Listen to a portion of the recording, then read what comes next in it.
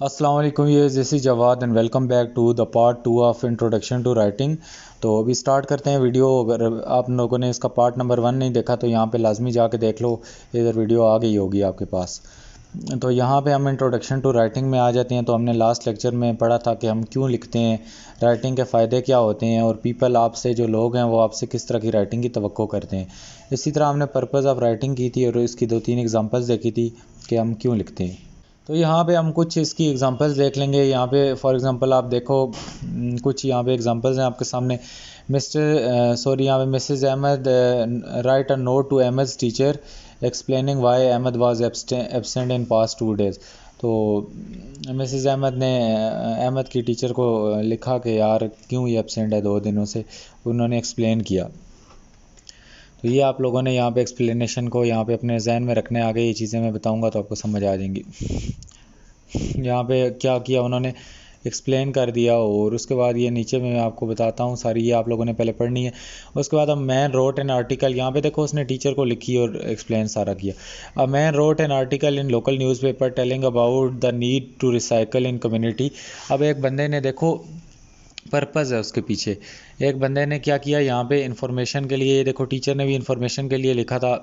और यहाँ पे इसने किस लिए लिखा, a man wrote an article in local newspaper telling about the need to recycle the community. He gave the reason why recycling is important and ways it can be done easily.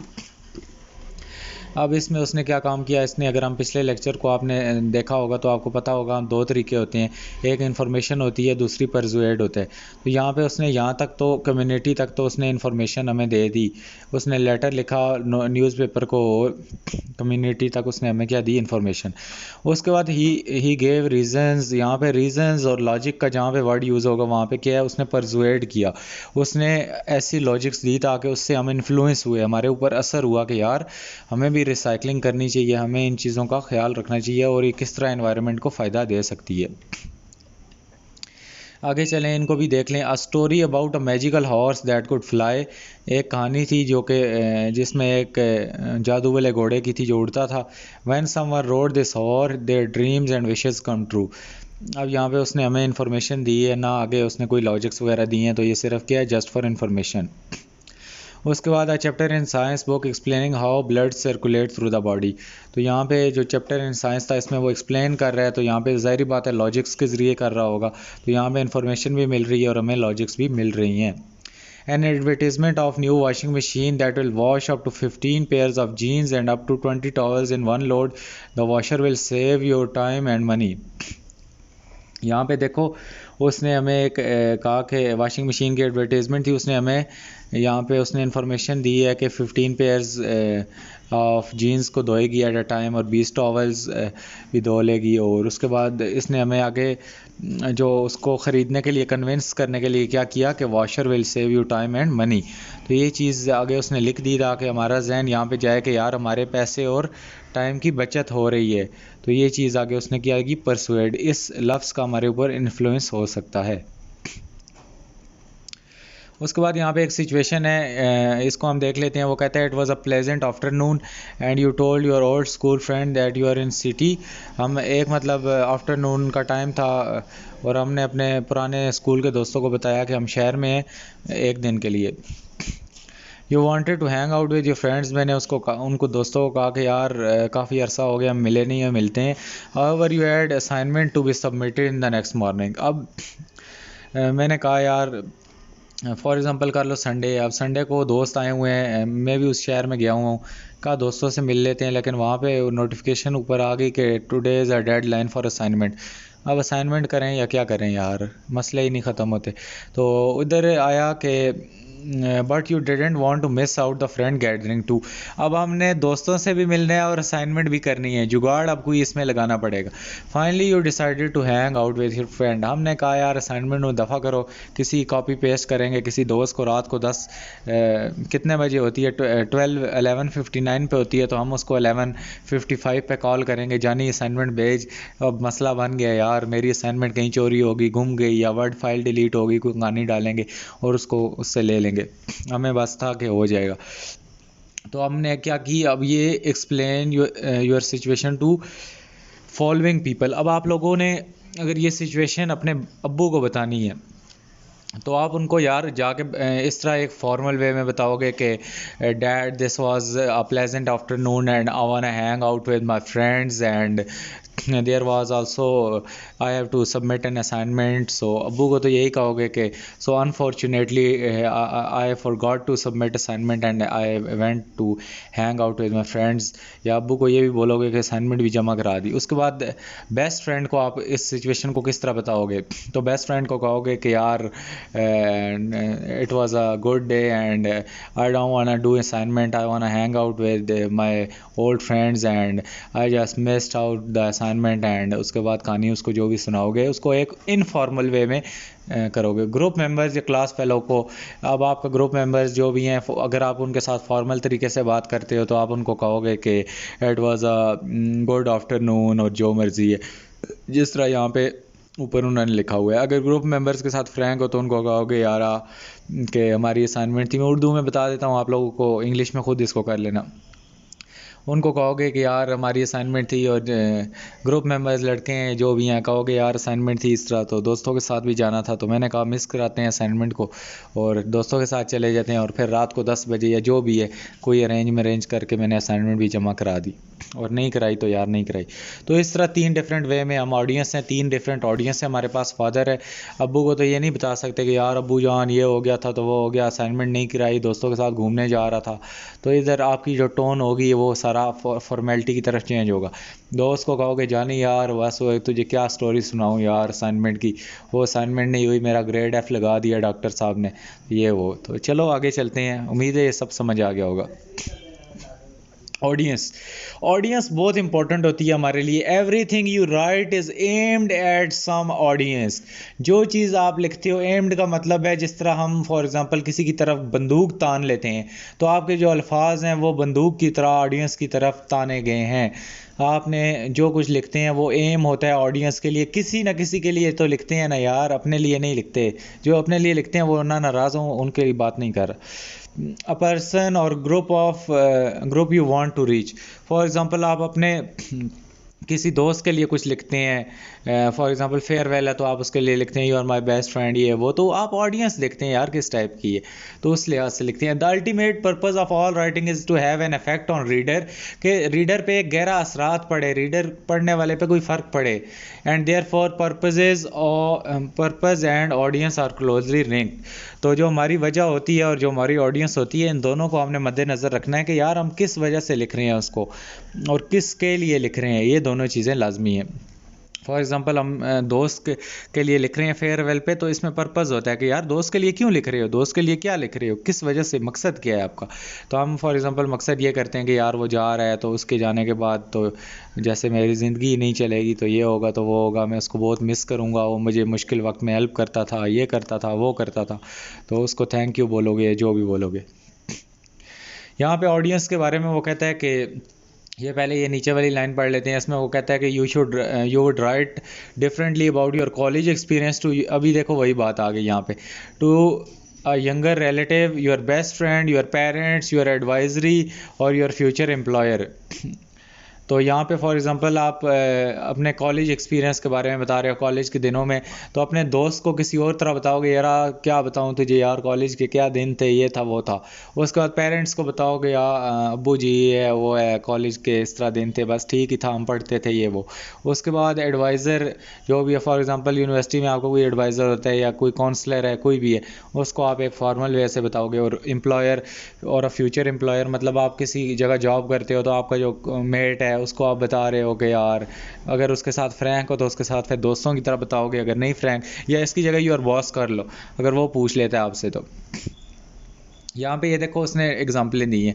तो school is a fun, I am learning a lot to young relative to reassure. तो young relative जो है मतलब उसको यही कहोगे कि यार स्कूल में चिल सीन था और मैंने वहाँ से बहुत कुछ सीखा। अब हम बेस्ट फ्रेंड को हम एंटरटेनमेंट के ज़रिए फॉर एग्जांपल उसको एंटरटेन करने के लिए हम कहेंगे I went to the greatest party. उसके बाद I am working hard to your, उसके बाद to your parent to pursuit them to extra support.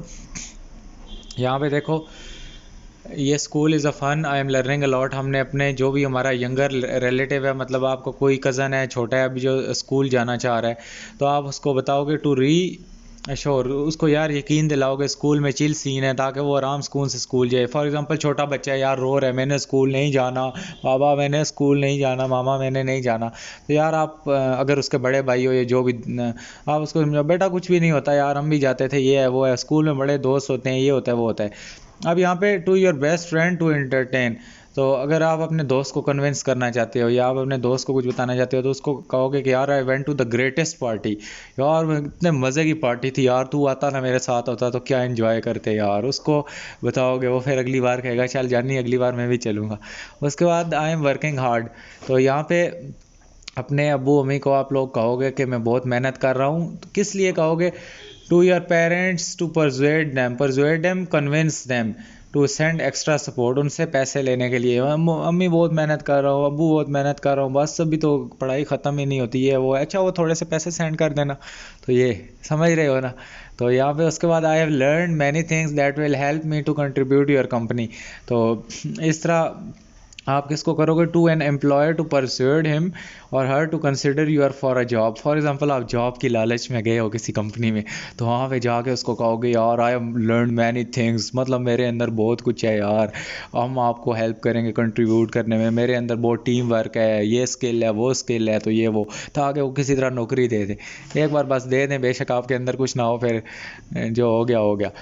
उसके बाद यहाँ पे एग्जांपल्स बहुत हैं, अभी मेरे पास एग्जांपल यहाँ पे मिलियन ट्रिलियंस ऑफ एग्जांपल आ जाती हैं, लेकिन अभी देने का टाइम नहीं है, आप लोग खुद सोच लो।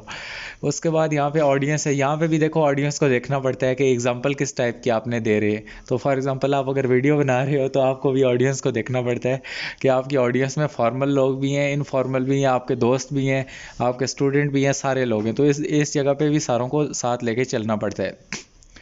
उसके बाद ऑडियंस एनालिसिस, इसमें कि हम ऑडियंस को एनालाइज करेंगे कि हु आर द रेसिपेंट, यहाँ पे हमारे पास कौन जो हमारे पास रिसीव करने वाला है, हम उसको एनालाइज करेंगे कि हमारी ऑडियंस किस टाइप की बैठी है। What is their knowledge of your message.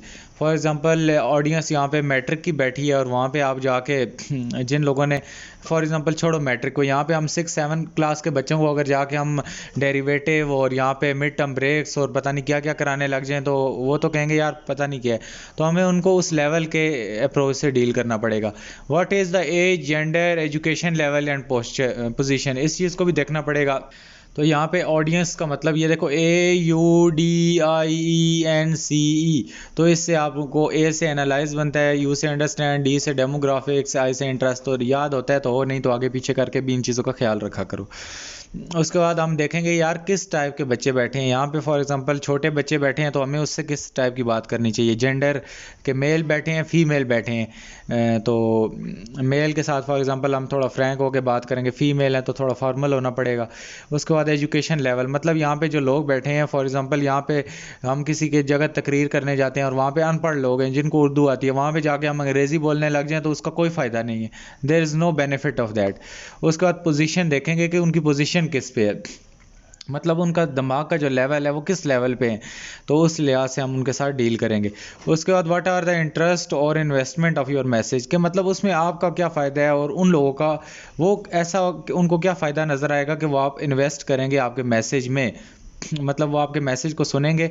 For example आप कहते हो कि यार यहाँ अगर आप 500 रुपीज़ की ये चीज़ परचेज़ करते हो तो आपको इस पे इतना डिस्काउंट मिलेगा, तो आप उनको ये लालच दे रहे हो, तो जो ये लालच है वो जो लोग लालच में आएंगे वो आपकी चीज़ ख़रीद लेंगे। environment, what is the relationship to your audience, what is their likely attitude to your message, मतलब आपका ऑडियंस के साथ रिलेशनशिप क्या है, मतलब आप ऑडियंस के साथ रूड तो नहीं हो, आपको ऑडियंस के साथ चलना है, मतलब ऑडियंस सब कुछ है यार, हम कुछ नहीं, हम ज़ीरो है, हमारी ऑडियंस सब कुछ, आपने उनको इतनी अहमियत देनी है। उसके बाद what is likely attitude to your message, मतलब आपका जो मैसेज है उनका एटीट्यूड क्या है, मतलब अगर आप जाके सहरा में डेजर्ट में जाके आप पानी बेचोगे तो आपका पानी बिक जाएगा, अगर आप दरिया के किनारे या जहाँ पे बहुत ज़्यादा पानी है इस एरिया में वहाँ पे जाके पानी बेचोगे तो आपका पानी कोई नहीं ख़रीदेगा, तो ये चीज़ होती है। Have you taken cultural difference into the consideration. अब कल्चर है, फॉर एग्जांपल आप सिंध में जाके अजरक वगैरह पहनी जाती है, तो ये आप जाके बलूचिस्तान या आप जाके इसको इस्लामाबाद में आके ये जिस तरह अफ़गानी टोपी होती है, ये पठानों वाली टोपी, ये आप आगे इधर आके इस्लामाबाद के बर्गर लोगों को बेचोगे तो माइंड नहीं करना, वैसे कह रहा हूँ, तो यहाँ पे आप लोगों को वो लोग नहीं खरीदेंगे, उनको क्या लगे इसको, वो कहेंगे no no mama this is old fashion, तो पता नहीं क्या से क्या। तो यहाँ पे वो चीज़ें नहीं चलेंगी। तो फॉर एग्जांपल ये जो सिंध में ये अजरक वगैरह जो भी इनका वो होता है, सिंधी टोपी होती है, तो यहाँ पे आके इस्लामाबाद के लोगों को तो कहोगे no no this is old fashion, this is not our style, this is out of style, तो वो लोग ये कहेंगे। तो इस तरह हमने देखना होता है कि किस टाइप की इन्वायरमेंट में हम खेल रहे हैं। Needs, what information does your audience need, कि हमारी ऑडियंस को किस चीज़ की इन्फॉर्मेशन की ज़रूरत है। अब आप फॉर एग्जांपल मैं दोबारा आपको बताता हूँ, आप जाते हो सहरा में और वहाँ पे जाके उनको बताते हो कि आप वहाँ पे देखो बिजली का भी कोई सीन नहीं होता, वहाँ पे आप जाके उनको सोलर पैनल के बारे में बताते हो। आप जाते हो सिंध में जहाँ पे दूर दूर तक कोई खंबे नहीं है कोई, वो अब सिंध वाले ये नहीं कहना सब कुछ है, मैं उन जगह की बात कर रहा हूँ जहाँ पे नहीं है, तो वहाँ पे आप जाके उनको कहते हो कि यार आप लोगों का ये सीन है, आपकी बिजली नहीं है, तो हम आपको सोलर पैनल इंट्रोड्यूस कराते हैं, पूरा आपके पास धूप होती है, पूरा दिन धूप में आप झुलस जाते हो, तो क्यों ना उसी धूप से आप लोग क्या करो, बिजली जनरेट करो। तो वहाँ पे आप लोगों के सोलर पैनल से जब लोग ये कहेंगे, और एक आप सैंपल साथ ले भी जाओ, वहाँ पे सोलर पैनल लगा के उनको बल्ब जला के दिखा दो, तो आपके पास बंदे ना आगे, आपके प्रोडक्ट ना बिक गया तो बात करना, ऑडियंस आपके कन्विंस हो जाएगी, उनको चमत्कार दिखाओ अपने प्रोडक्ट्स के, तो फिर वो लोग लेंगे ना। जब दिखाओगे नहीं, प्रैक्टिकली नहीं दिखाओगे, बातें करोगे, वो कहेंगे कि बातें करोड़ों की और दुकान पकौड़ों की, तो इस तरह वाला काम नहीं करना। उसके बाद वो कहता है कि customize, how do you adjust your message to your audience, कि हमने अपनी जो ऑडियंस है उसको मैसेज किस तरह देना है, किस तरह कन्वे करना है। हम ऑडियंस को कह दें कि यार सोलर पैनल आप लोग ले लो, आप लोगों को फ़ायदा होगा, आप लोगों की बिजली बनेगी, और बजाय इसके कि हम उनको कहें कि सोलर पैनल के उनके आगे फ़ायदे रखें, जो ज़ुबान वो उर्दू समझते हैं उर्दू में समझें, सिंधी समझते हैं तो कोशिश करें यार किसी साथ सिंधी बंदे को लेके जाएं जो उनको फ़ायदे बताए, तो वो उसकी ज़ुबान अच्छे समझे। पठान है तो एक पश्तो वाले को साथ रख लो भाई, जो आप लोग उनको उनकी ज़ुबान में समझा दे, तो वो उनको फ़ायदे करेगा, उनको कन्विंस आसानी से कर लेगा, हमारे से अच्छा कर लेगा। और उसको साथ एक सैंपल ले जाओ, सैंपल उनको दिखाओ, यार ये सोलर पैनल लगाया, ये बल्ब जल गया, तो जब जो दिखता है वो बिकता है। ये आप लोगों ने सुना होगा, ये कारोबार के स्किल्स हैं। अब मैं आपको इधर कारोबार करना नहीं सिखा रहा, एंटरप्रेन्योरशिप में ये उन सारों को पता होना चाहिए क्या है, तो ये बीबीए के स्टूडेंट्स को पता होना चाहिए, तो हम आईटी वालों को फिर भी हमें भी पता होना चाहिए, सबको पता होना चाहिए, और ये फाइनेंशियल एजुकेशन है, ये सबको पता ही होनी चाहिए। उसके बाद what is your audience expectation. अब आप लोगों ने देखना है कि यार सिंध के लोग हैं, अब मैं सिंध की एग्जांपल ले रहा हूँ तो उसको लेके चल रहा हूँ साथ, कि वहाँ पे लोगों ने उस सोलर पैनल से क्या पंखा चलाना है, क्या चलाना है। अगर आप इस्लामाबाद में सोलर पैनल की वो करते हो तो यहाँ पे भी लोग ले लेंगे, definitely it is a dire need of time, load shedding हो रही है भाई, लोगों को ज़रूरत है, मुफ्त की बिजली है, एक बार की इन्वेस्टमेंट है। यहाँ पे इस्लामाबाद के लोगों को आप एसी के वो कहोगे कि हम आप इतने किलोवाट का लगा लें सिस्टम, तो आपका एसी चलेगा, आपके इतने एसी चलेंगे। तो जो सिंध के लोग हैं वहाँ पे उनकी एक्सपेक्टेशन क्या होगी, यार हमारा एक पंखा चल जाए, दो लाइटें चल जाए, हमारा काम चल गया, हमें एक पंखा और लाइटें ही चाहिए। एसी शेसी का वहाँ पे उनके पास इतना पैसा ही नहीं है। मैं वैसे एग्जांपल दे रहा हूँ, जिनके पास है वो नीचे कमेंट में आ जाएंगे कि भाई हमारे पास तो बड़ा पैसा है, और आपके पास है तो अपने पास ही रखो। उसके बाद यहाँ पे हम नीचे आ जाते हैं। उम्मीद है ये सारी चीज़ें आपको क्लियर होगी होंगी, इससे डिटेल मुझे नहीं लगता मैं आपको समझा सकता हूँ। अगर इससे भी ज़्यादा डिटेल चाहिए तो एक और फाइनेंशियल एजुकेशन पे वीडियो बना दूंगा। ऑडियंस नीड एनालिसिस, जो हमारी ऑडियंस होती है उनको हमने उन पे एक पूरी रिसर्च करनी होती है, और फिर जब प्रोडक्ट को आप उनमें बेचोगे तो वो आपका प्रोडक्ट 100% बिकेगा। बेशक कुछ टाइम ले लेगा, लेकिन आप लोग बहुत आगे चले जाओगे। उसके बाद once written work has left your hand, जब हमने अपना लिखाई वाला सारा काम कर लिया, इट्स ऑन, वो कहते हैं वो खुद का खुद ही है। You can call it back to clear up misunderstanding और एडजस्ट योर टोन। तो हमने एक बार अपनी सारी चीज़ कर ली, तो हम अपनी उन चीज़ों को दोबारा एक नज़र देख सकते हैं, यार अच्छा ये पॉइंट्स मैंने अपने बना लिए हैं, ये जाके देने हैं। तो प्रेजेंटेशन स्किल्स ये वही होती हैं, आप कोई प्रोडक्ट प्रेजेंट कर रहे हो, प्रेजेंटेशन जाके स्लाइड्स की दे रहे हो, कुछ भी दे रहे हो, उसमें ये सारी चीज़ें आपके आगे प्रैक्टिकल लाइफ में भी काम आएंगी। नीड्स हमारे पास क्या होते हैं, what this mean is that as a writer you need to able to anticipate your writers readers needs. जो हमारे रीडर्स होते हैं हमें उनकी नीड्स का पता होना चाहिए कि हमारे जो राइटर्स हैं उनकी हमारे जो रीडर्स हैं, हमारा पढ़ने वाला है या हमारी जो प्रोडक्ट ख़रीदने वाला बंदा है, उनकी जो नीड्स क्या हैं, उनकी ज़रूरियात क्या हैं और वो उनकी क्या हैं रिस्पॉन्सेज क्या हैं। तो ये सारी चीज़ें आपको पता होनी चाहिए। तो उम्मीद है आप लोगों को ये चीज़ क्लियर हो गई होगी। तो यहाँ पे ये आपको मैं दोबारा यहाँ पे बता देता हूँ, you need to anticipate your reader. Anticipate का मतलब होता है आप लोगों को जो आपसे एक्सपेक्टेशन है रीडर की, जो उम्मीदें हैं, इसका मतलब यहाँ पे उम्मीदें हैं, जो उसने आपसे उम्मीदें लगाई हुई हैं आपके प्रोडक्ट से, आपकी प्रेजेंटेशन से, आपकी किसी चीज़ से भी, तो वो आप लोगों को क्या हो यहाँ पे पता चल जाए। तो अभी मैं नेक्स्ट स्लाइड पे एक पे आ जाता हूँ और यहाँ पे आप लोगों को बता देता हूँ, ये छोटी सी स्लाइड है। यहाँ पे आपने ब्रेनस्टॉर्म ये करना है। Could you go to store and buy clothes for someone if you didn't know the size of person. कि अगर आपको बंदे का नाप नहीं पता तो आप जाके उसके कपड़े ले आते हो। तो डेफिनेटली हमारे आप लोगों के भी घरों में होता होगा कि जब आप छोटे थे तो आपकी अम्मी बस बाज़ार गई, आपको बेशक साथ नहीं ले गई, आपके कपड़े ले आई कि मतलब मेरा बेटा इतने साइज़ का ये है वो है फलां अंदाजे से। तो इसका पहला आंसर है येस, डेफिनेटली हम ला सकते हैं, अंदाजे से ला सकते हैं। किसी उसी साइज़ का बंदा हो तो वो कई बार दुकानदार बच्चे भी थे, बस आपके छोटे जितना ही मेरा बच्चा है। तो होता है ना ऐसा, कभी अम्मी के साथ गए नहीं हो बाज़ार, तो गए होगे पता होगा। तो आपके बेटे जितना, वो तो दुकान में कोई उसका छोटा बेटा पठान का बैठा हो या वो आपके बेटे जितना ही, बस मेरा बेटा इतना ही इसका साइज़ होगा। वरले कई बार लंबे होते तो खैर है, वो फिर 2-3 साल भी चल जाते थे। तो इस तरह फिर क्या हो जाता है, वो did make difference if you are buying clothes for your parents और स्मॉलर ब्रदर और सिस्टर। डिफरेंस क्या होता है, हल्का फुल्का यार फ़र्क आ गया तो जाके वापस करा दो। ये डिफरेंस यही पड़ता है यार, परफेक्ट मेजरमेंट इज़ बेस्ट और फर्स्ट प्रायोरिटी होनी चाहिए। लेकिन जब नहीं है तो फिर अंदाजे से ले आओ, कोई मसला नहीं है। इफेक्ट होता है, डेफिनेटली इफेक्ट तो होगा। कहीं आपका कहीं बाजू की फिटिंग नहीं होगी, कहीं फिटिंग, वैसे भी छोटे बच्चों को तो उनको पता ही नहीं होता कि फिटिंग शीटिंग का क्या सीन है। ये हम जब 18-20 के होते हैं फिर हमें अक्ल आने लगती है, अच्छा नहीं यार शर्ट फिट होनी चाहिए, ये सब कुछ होना चाहिए। तो ये बातें जो भी हैं मानने वाली हैं यार, आप लोगों को भी माननी चाहिए। उसके बाद ऑडियंस इन राइटिंग, वही चीज़ है कि ऑडियंस कौन होती है। आप लोगों को सारा मैं ऑडियंस कर चुका, तो अभी ये बताने का वक्त आ गया ऑडियंस कौन होती है। Audience is a person whom a writer writes और कंपोजर कंपोजेज। ऑडियंस वो होती है जिसके लिए एक लिखने वाला लिखता है, राइटर राइट्स, लिखने वाला करता है, लिखते हैं, कंपोज़र कंपोज का मतलब होता है किसी चीज़ को डिज़ाइन करना। फॉर एग्जांपल हम ईमेल बनाते हैं तो उसका मतलब है ईमेल को हम कंपोज कर रहे हैं।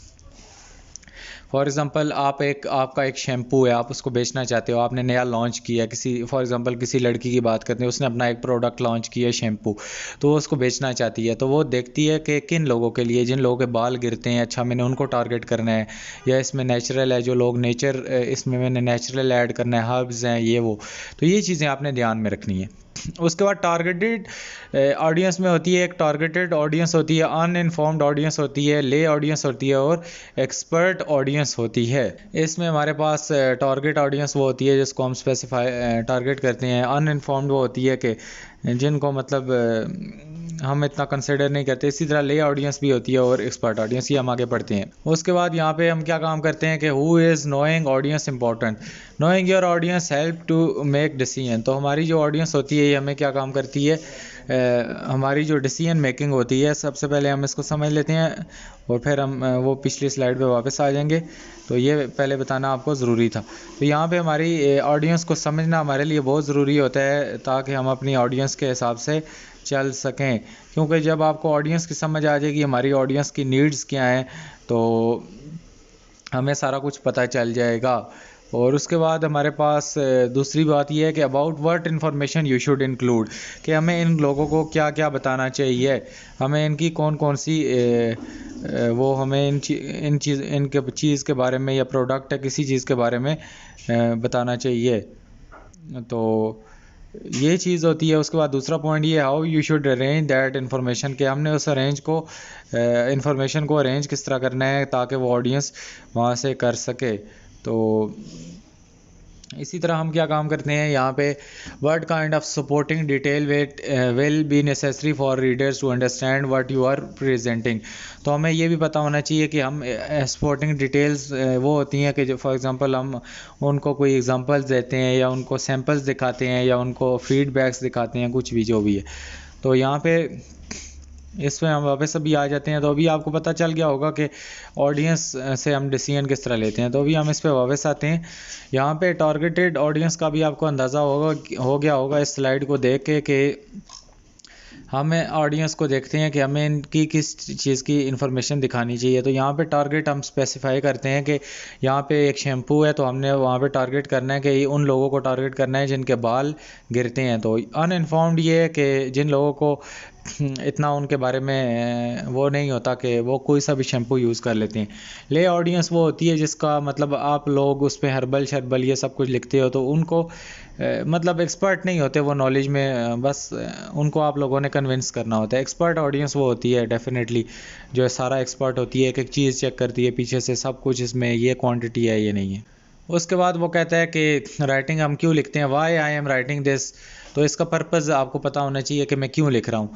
Who I am writing for this, तो ऑडियंस आपको पता होना चाहिए कि who am I writing this for, हम किसके लिए लिख रहे हैं।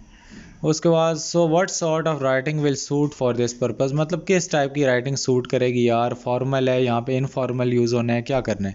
सो what style do I need to write in, हमें किस स्टाइल में लिखना चाहिए, किस अंदाज से उनको लिखना चाहिए। इसी तरह एक सिचुएशन है, you recently had a car accident and you are partially responsible, मतलब आधी आपकी गलती थी आधी दूसरे की गलती थी। If you had write and tell your parents about this incident what might you say, आपने अपने माँ बाप को बताना है इस हादसे के बारे में तो आप कहोगे कि यार वो आया था सामने से, सारी गलती उसी की थी, बस मैंने तो कुछ नहीं किया, मैं तो सीधा अपना जा रहा था। या आप हल्का फुल्का मान लेते हो कि बस मैं भी शीशा नहीं देख रहा था या कुछ नहीं देख रहा था, जो भी है बस एक्सीडेंट हो गया। उसके बाद imagine how you might tell the story differently if you are telling to your friends, तो दोस्त को बताओगे यार जानी बस क्या तुझे बताऊं, वो ऐसे ही आ रहा था पीछे से अंधा, पता नहीं उसको नज़र नहीं आ रहा था, ऐसे आगे मैं तो अपना बाइक चला रहा था, बस बीच में मार के चला गया, पता नहीं दिमाग ख़राब करके रख दिया यार, लोगों को नज़र नहीं आता, बस स्पीड तो मैं भी मार रहा था लेकिन यार उसको भी देख के चलना चाहिए था। तो इस तरह उसको कहानी डालोगे। उसके बाद कहता है कि are there some detail you might tell your friends that you might not emphasise or even mention at all in your letter to your parents, कहता है कि कुछ ऐसी भी बातें हैं जो आप अपने वालिदैन को नहीं बताओगे जो दोस्त को बताओगे। तो डेफिनेटली हैं, हम माँ बाप को यही कहेंगे यार वो सारी गलती उसी की थी, तो दोस्त को कहेंगे यार गलती मेरी भी थी बीच में लेकिन मैंने भी सही उतर के मैंने उस पर चढ़ाई कर दी, मैंने कहा आपकी गलती थी आपको नज़र नहीं आता ये है वो है, तो वो दोस्त को फिर बता दोगे ना, वो आप पे होता है कि आप अपने दोस्त को बताते हो नहीं। उसके बाद ये आपने इसका आंसर आपने अपने लिहाज से यस करना है, मैं अपने लिहाज से जो भी था बता रहा था।